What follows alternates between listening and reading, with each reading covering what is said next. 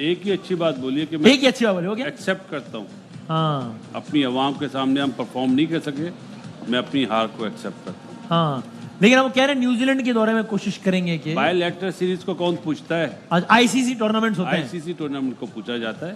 اچھا خود مان رہے ہیں تو آپ نہیں کہتے کہ یار وہ کھلا پھر شاید آپ نہیں کہتے کہ یار باقی ٹیمیں جو ہے وہ اپنی ان کی بینچ اسٹرینتھ تگڑی ہے, کچی ٹیموں سے جو میچ ہوتے ہیں اس میں بڑے کھلاڑی نہیں کھیلتے, بچوں کو کھلاتے ہیں تاکہ وہ تگڑے ہوں, تو اس لیے ہماری بینچ اسٹرینتھ نہیں ہے. وہ خود کہہ رہے ہیں کہ بینچ اسٹرینتھ میں بہتری کی ضرورت ہے.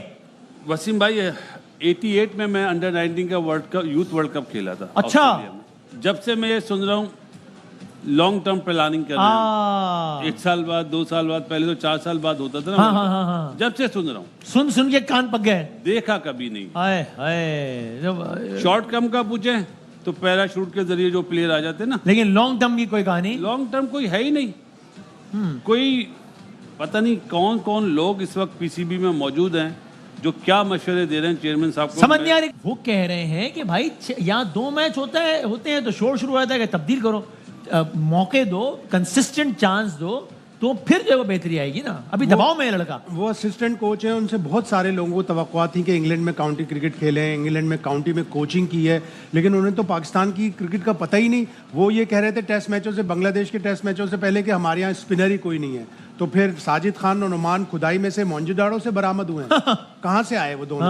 اور پھر بار بار یہ کہتے ہیں بالنگ کے اوپر کہتے ہیں یا چانس نہیں دیتے. تو آپ کے ہی دور میں حسیب اللہ ایک ٹیلنٹڈ پلیئر ہے, ایک T20 کھلا کے اسے بٹھا دیا, ایک ون ڈے کھلا کر اسے بٹھا دیا, پھر 2 T20 آسٹریلیا میں کھلائے پھر اسے بٹھا دیا. تو آپ بھی تو یہ سارے کام کر رہے ہیں, آپ دوسرے لوگوں کو کیا کہہ رہے ہیں؟ اور اب ظاہر ہے آپ کو کوچز میں چینجز لانی پڑیں گی. اظہر محمود کے آنے کے بعد سے تو بالنگ بالکل اور بھی مزید کمزور ہو گئی. حالانکہ ان سے امید یہ تھی کہ پاکستان کی بالنگ بہتر ہوگی, پاکستان کی اور دوسری چیزیں, پاکستان ایک آل راؤنڈر لائے گا.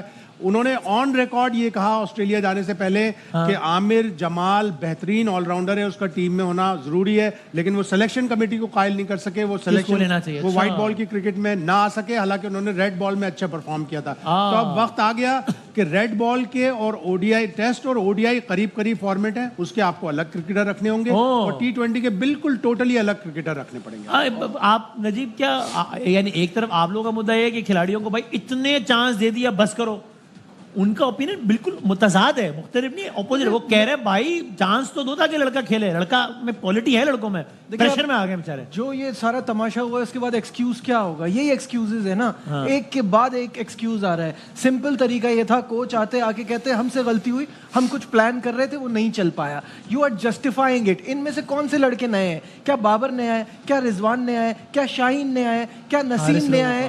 مطلب یہ کہاں سے کون سے نئے لڑکے ہو گئے؟ 3 ICC کے پچھلے ایونٹس ہو گئے, یہ چیمپئنز ٹرافی ہو گیا.